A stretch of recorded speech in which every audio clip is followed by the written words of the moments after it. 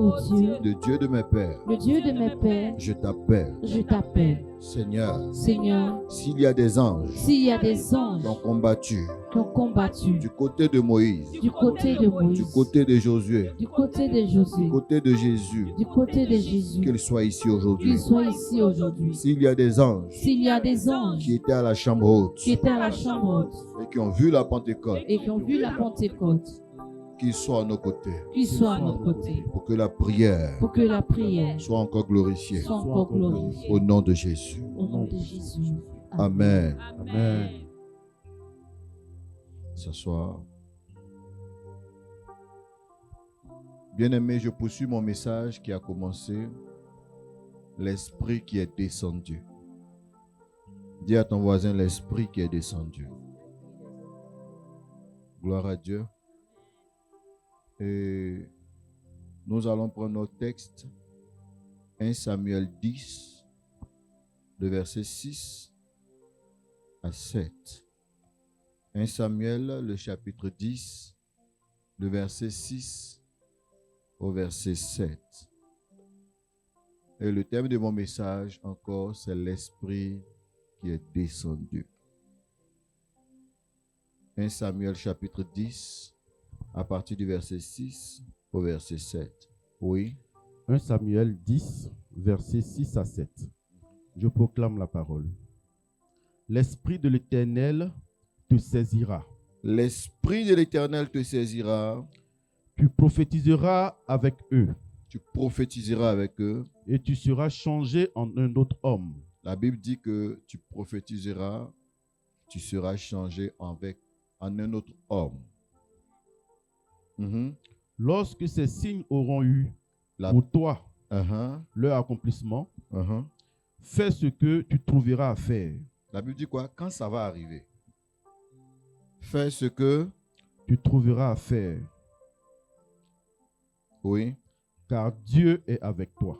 Car... Dieu est avec toi. Car... Dieu est avec toi. Parole du Seigneur.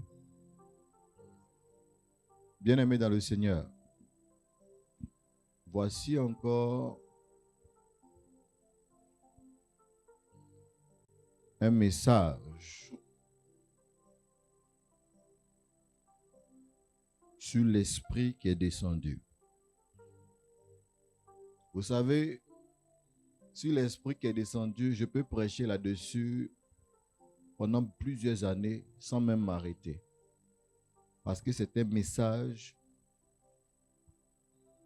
d'affermissement.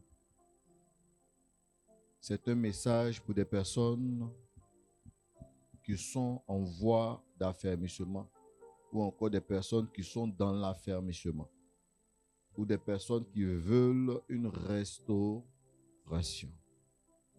Vous savez, dans ce texte de Samuel, l'homme de Dieu ici avait croisé un jeune homme. Et ce jeune homme-là, il avait beaucoup peur. Mais il avait l'apparence d'un grand. Ce jeune homme-là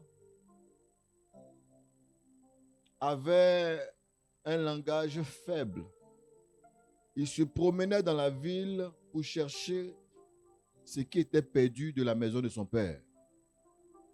Précisément, des animaux. Et son père lui dit, Saül, comme il s'appelait, tu vas. Et tant que tu n'as pas trouvé, ne rentre pas à la maison. Sûrement que son papa lui avait dit comme ça, mon fils, il faut t'assurer que mon bétail soit bien à la place. Mon fils, il faut toujours t'assurer que le portail ne soit pas ouvert. Il faut toujours t'assurer comme ça, comme ça. Autrement dit, Saül était en train d'être préparé à diriger les biens de son père. Et son père tenait beaucoup à ses biens.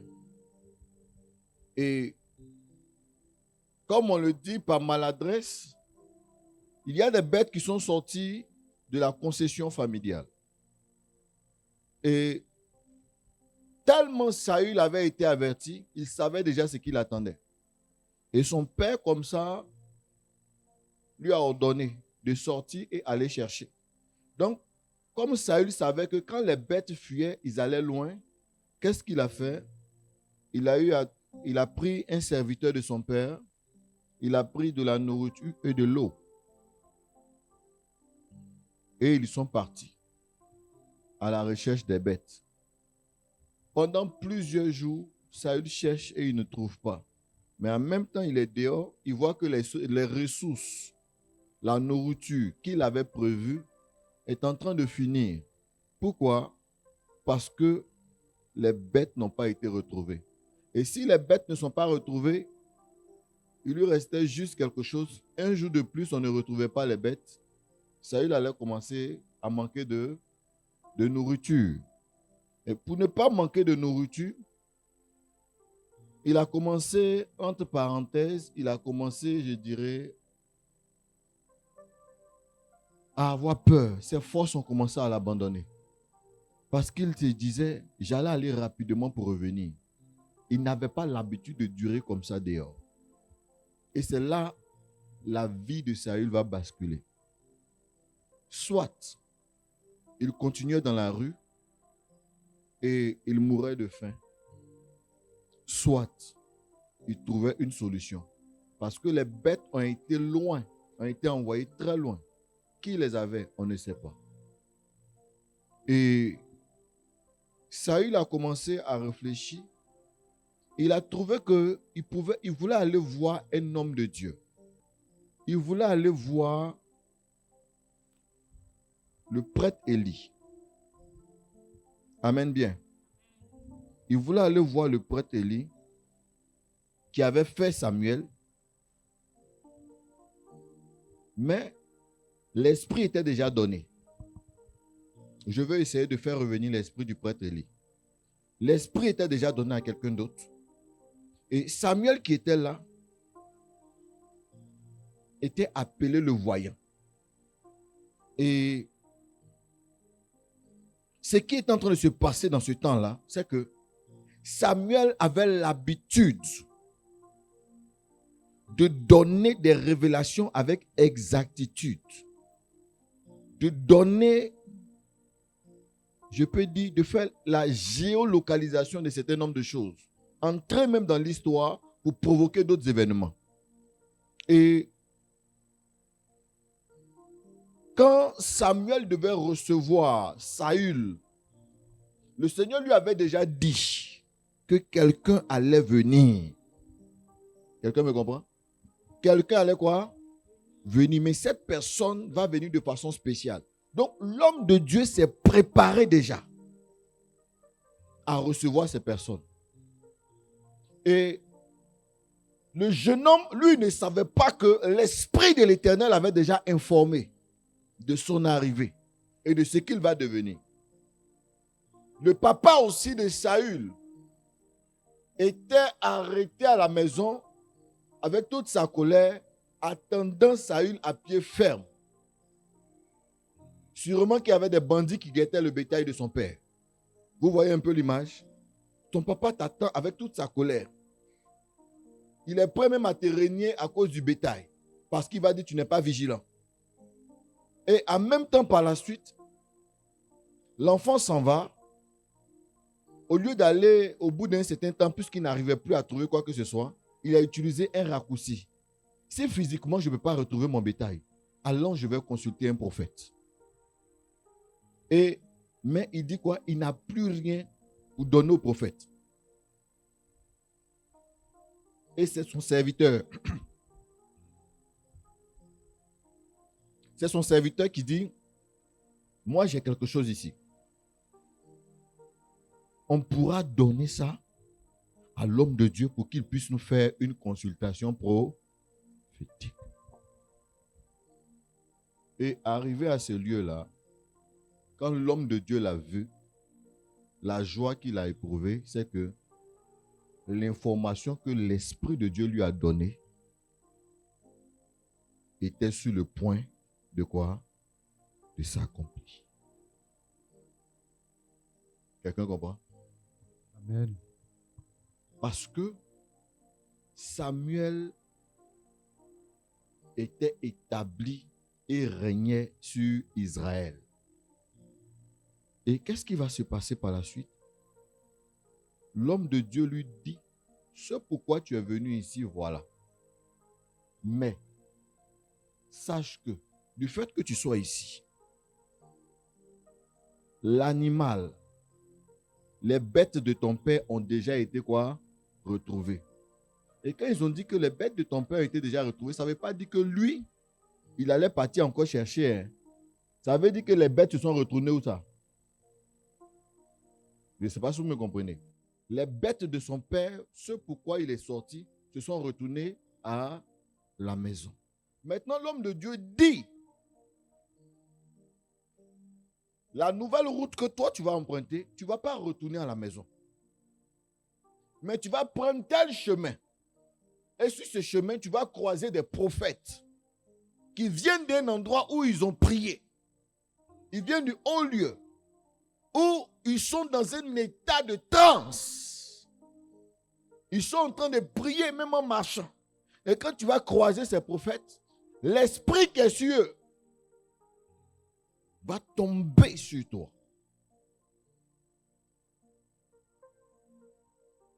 Et c'est en ce moment, l'homme que ton père connaît va disparaître. Et c'est un autre être qui va faire quoi? Qui va venir en toi. Et à partir de ce moment-là, fais tout ce que tu trouves à faire parce que désormais, Dieu est avec toi. Écoutez-moi bien. Quand on veut annoncer un message à ce niveau, il y a des personnes qui pensent que c'est l'éducation seulement qui va les envoyer au sommet.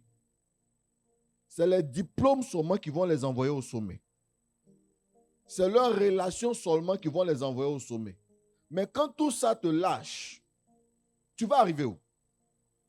Quand tu sais que ni tes relations, ni ta carrure, ni ta manière de t'organiser ne peut t'envoyer là où tu rêves d'arriver.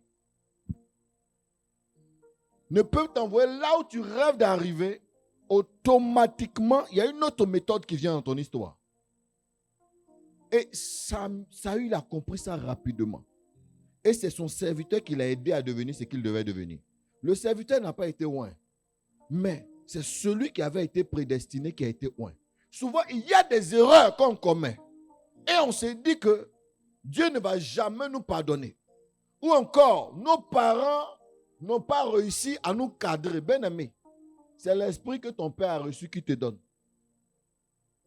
C'est l'esprit que ta mère a reçu qu'elle fait quoi? Qu'elle te donne.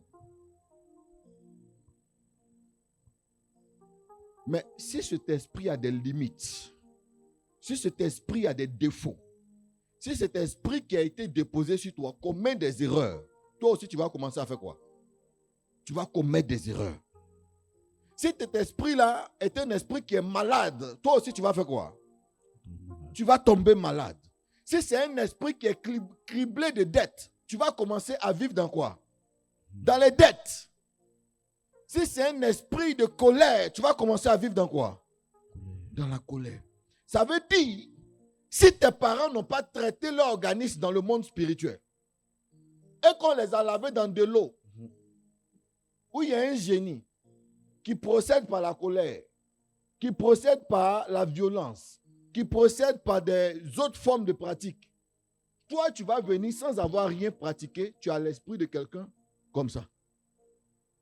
Mais, en voulant aller chercher ton avenir, en voulant aller chercher ton lendemain, si tu es sage sur la route et que Dieu a pitié de toi, tu peux tomber sur la grâce. Amen. C'est pourquoi aujourd'hui, je prie beaucoup pour nos sœurs qui ont pour destin majeur le mariage. Elles disent, si je ne me marie pas, ils vont se moquer de moi.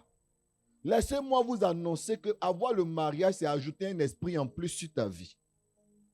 Et cet esprit-là peut être bon pour toi, comme ça peut être mauvais pour toi. Ça peut te donner un succès sans diplôme. Comme ça peut te rendre esclave, toi et ta descendance. Si jamais, avant de chercher ce que tu cherches, tu n'as pas mis tes deux pieds dans la présence de Dieu. Parce que parmi nous, il y a des personnes qui ont refusé d'avoir ce qu'on appelle la grâce, la bénédiction. Il y a d'autres qui ont refusé d'être intègres avant de partir.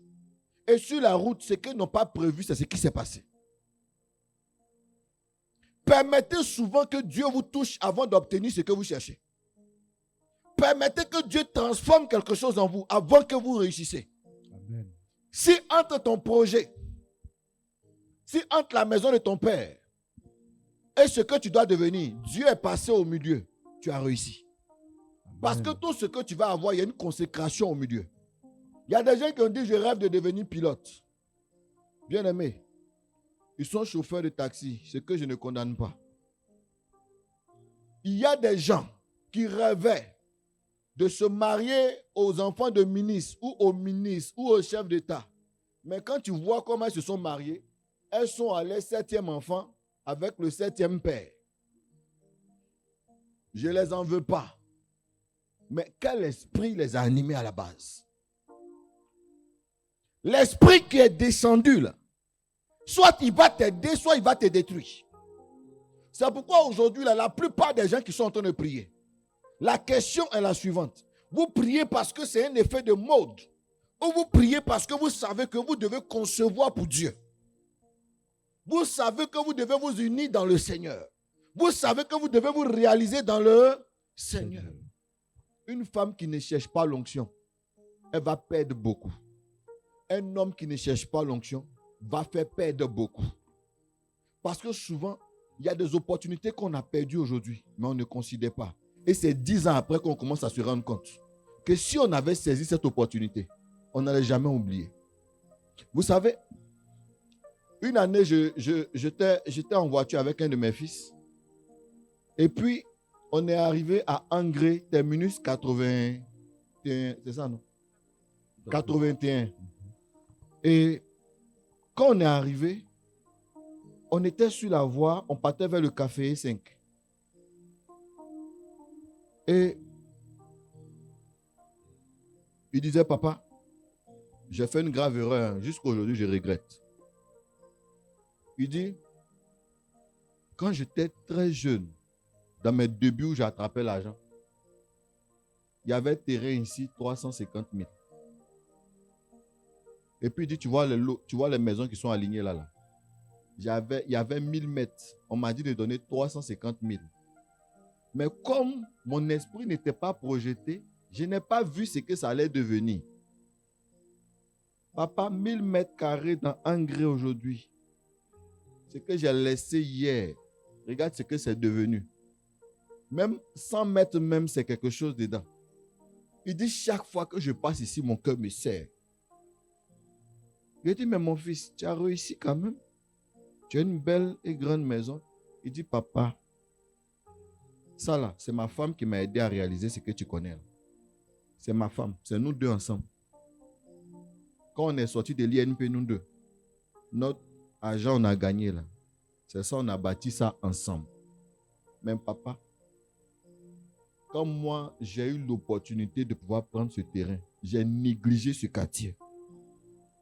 Il dit, j'ai négligé ce quartier et c'est aujourd'hui des années que je suis tourmenté. Et puis quand je vois ce que les gens ont construit là, il dit, papa, j'aurais dû être propriétaire, même mettre en location. Je lui ai dit, mon fils, si tu regrettes jusqu'à ce point, prie Dieu pour qu'un de tes enfants bâtisse ce que toi, tu n'as pas bâti. Parce que moi où je suis là, ta maison que moi j'ai vue là, je suis satisfait de toi. Peut-être que tu aurais voulu avoir plus. Mais pour l'instant, je peux dire, prends ce que tu aurais voulu avoir pour bénir tes enfants, pour dire que ce que j'ai raté, vous ne ratez jamais dans votre vie. Amen. Que les opportunités que j'ai eues et que je n'ai pas su saisir, que cela ne vous arrive pas. Amen. Saisissez les opportunités et même mieux que moi. Voilà comment un père transfère l'esprit sur ses enfants. Et il m'a dit, d'accord. C'est qu'il a fait ça vite. Il dit, il fait ça une fois et puis c'est bon, non? Il dit, non, autant de fois que tu veux. Si tu veux, même à chaque fois, parle avec eux. Fais-leur comprendre comment est-ce qu'ils ne doivent pas rater certaines opportunités. Pour dire que parmi nous aujourd'hui, il y a beaucoup qui vivent dans des regrets. Il y a des gens qui ont été tellement énervés dans leur situation qu'ils n'ont pas eu le temps de faire le deuil. Ils n'ont pas eu le temps de nettoyer leur intérieur. Donc quand Dieu les a bénis, l'eau de robinet dans l'eau sale, ça donne quoi? Si tu n'as pas eu le temps de vider ta mauvaise cuvette, tu n'as pas eu le temps de travailler ton cœur avec des bons messages, tu n'as pas eu le temps d'évacuer, tu risques de perdre ce que Dieu t'a donné. Il y a des gens, la grâce était costaud comme ça sur eux. Les anges étaient prêts, mais ce qu'ils ont dégagé a brisé la bénédiction. C'est pourquoi je veux dire à quelqu'un, à cause de l'esprit, fais attention à ce que tu dis et à ce que tu ressens. À ce que tu dis et à ce que tu ressens.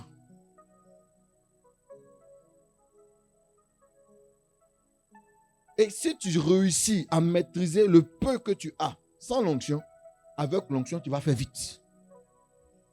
C'est pourquoi si tu sais que tu n'es pas prêt, si tu sais que tu n'es pas prêt, ne rentre pas chez un serviteur. Si tu sais que tu n'es pas prêt, n'entre pas dans la présence de l'Éternel. Parce que la Bible dit que ses paroles sont oui et amen. Parce que si tu as posé une condition à Dieu, il va te dire oui. S'il te fait une promesse, il va te dire amen. Dieu ne fait exception de personne. Peu importe ce que tu... Il y a des endroits où tu t'en vas, tu pries 10 ans, s'il n'y a pas venu. Mais je te dis qu'en ce qui concerne le déblocage, c'est mon champ. Mais ton cœur doit être préparé. Ton cœur doit être quoi? Préparé. Ceux qui étaient à la veille ont eu le temps de voir. L'onction descend à volonté. Mais quand je me calme comme ça, là, c'est que je veux travailler le cœur des gens. Et quand le moment arrive, qu'est-ce qu'on fait? On libère. Il y en a. Dieu peut me montrer même où tu vas rentrer et puis pour toi va sortir. Et ça, c'est rien. Je n'ai même pas besoin d'aller m'enfermer 10 ans. Non, je sais. Mais le problème, est-ce que ton intérieur est prêt à recevoir ce que toi tu demandes? Il y a des gens qui m'ont dit, papa, je jure. Si moi mes deux comptes, tout ce que tu trouves, il faut me limer avec. Mais à la fin, j'ai dit une seule phrase pour que la pochette se casse. La seule phrase est, est-ce que c'est ce que je t'ai appris? Cette seule phrase seulement là, ça gâtait tout. Est-ce que c'est ce que moi, je t'ai appris? Est-ce que tu m'as une fois vu faire ça? Tu ne peux pas dire oui, tu ne peux pas dire non en même temps. Amen. C'est dans la framénusie que quand tu quittes, c'est difficile. Mais sinon, chez les enfants de Dieu, c'est facile. On veut seulement entendre une seule phrase. La reconnaissance et la sincérité. C'est tout. C'est tout. Moi, quand je sortais de la maison de mon père spirituel, vous savez ce qu'il m'a dit? Je veux que tu viennes prêcher pour la dernière fois, avant que je te bénisse. Mais donne-moi ta meilleure prédication. Si le vieux là savait, il n'allait pas dire ça. Je suis allé acheter costume spécial, chemise spéciale, cravate spéciale, chaussures spéciales. Il t'a dit, rien que pour qu'il me donne l'autorisation de continuer, parce que c'est lui-même qui a vu et c'est lui qui m'a dit. De toute façon, il était sapé ce jour-là. Et puis mon offrande était dans ma main. Il dit, je vais lui donner l'offrande, il fait comme ça. Je vais lui donner, il fait comme ça. Il dit, dès que je prends, tu pars. Il dit, quand mon heure de prêcher est arrivée là, il t'a dit, je voulais montrer au vieux une seule chose. Tu ne vas pas regretter dans ta vie. Il dit, il est gâté jusqu'à le curé est sorti. Il dit, vous faites assez de bruit. On dit, c'est Paul-Marie qui est en train de faire ça. Quand il est fini comme ça, là, après moi, le vieux devait monter. Il m'a fait comme ça. Quand il a pris l'offrande, quand il a touché ma tête, moi, protocole, camarade, famille, il dit, on dirait on nous a mis à la porte un coup. L'onction qui est tombée. J'avais porté, c'est quoi, bretelle, non? C'est qui on porte? Ça a sauté. chemise là, sauté. Veste là était comme ça. Il y a un bras qui était dedans et un bras qui était dehors. Je ne sais pas comment j'ai fait. Je me suis retrouvé en alliance avec le sable. T'as dit, moi et puis moi-même, on se battait. Qui a compris ce que Saint dit? Et quand il a fini, il a dit, va voir le Père, il va te bénir. Et le Père, il a prié pour moi.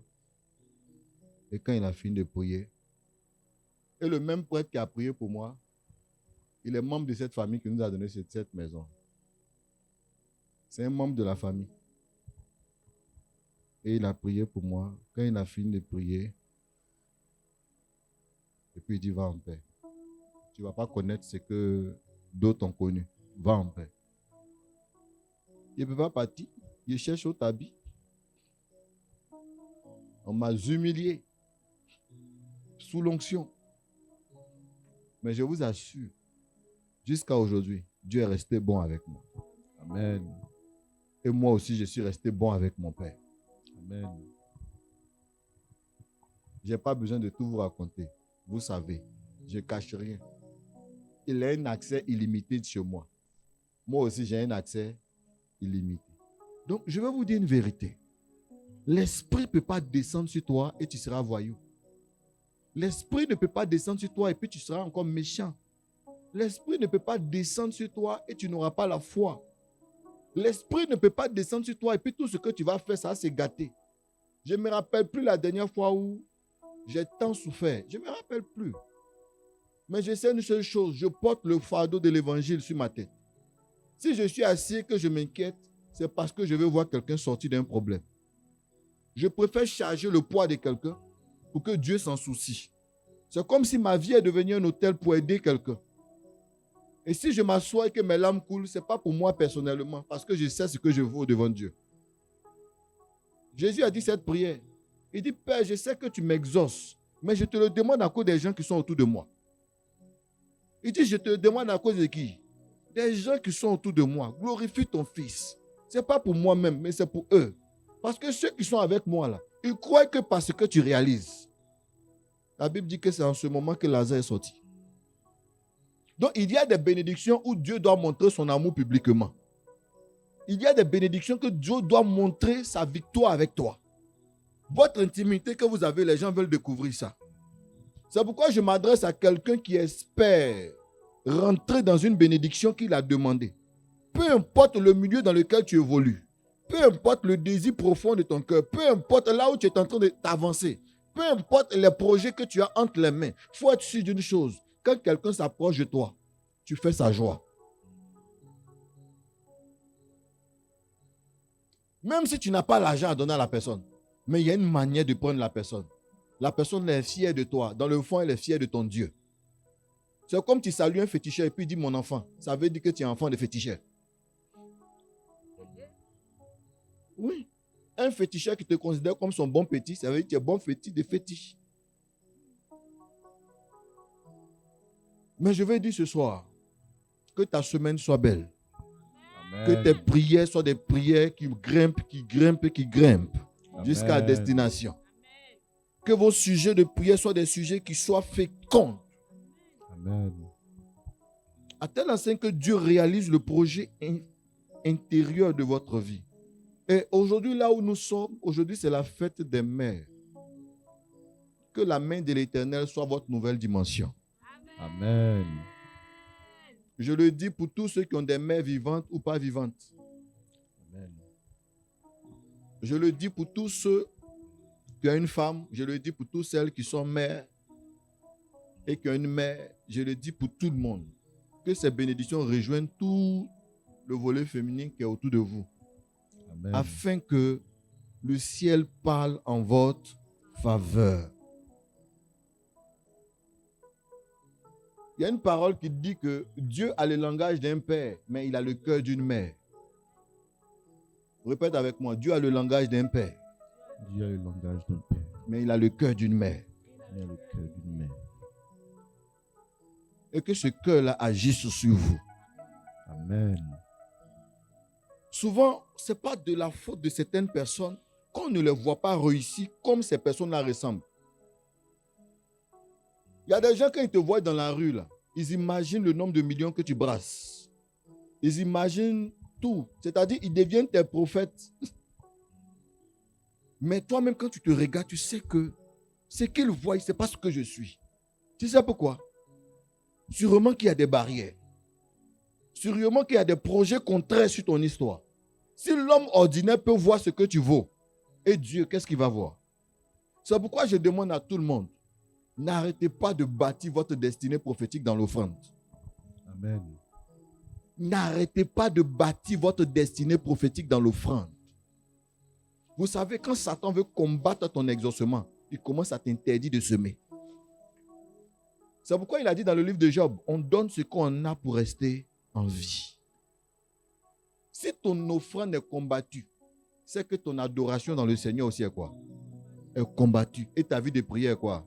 Combattue. Le plus grand projet de Satan, c'est de mettre l'envoûtement dans ton esprit pour que tu commences à désirer autre chose que ce que Dieu veut. Quand tu commences à avoir plus de désir, autre chose que la prière, autre chose que la grâce, autre chose que Dieu, il faut savoir que tu es en train d'échouer. Il faut ramener ta grâce devant Dieu. Sûrement que tu as fait confiance à la mauvaise personne. Souvent même, tu as collaboré avec la mauvaise personne. Souvent même, tu es allé au pire dans ton hôtel. Tu as peut-être couché avec une sorcière. Et ça peut te détruire. Souvent même, tu as eu confiance en la mauvaise personne. Et cette personne a sucé ce que tu avais. Satan est prêt à tout pour nous descendre. Mais nous devons être prêts à tout pour garder ce que Dieu nous a donné. Que Dieu nous bénisse. Amen.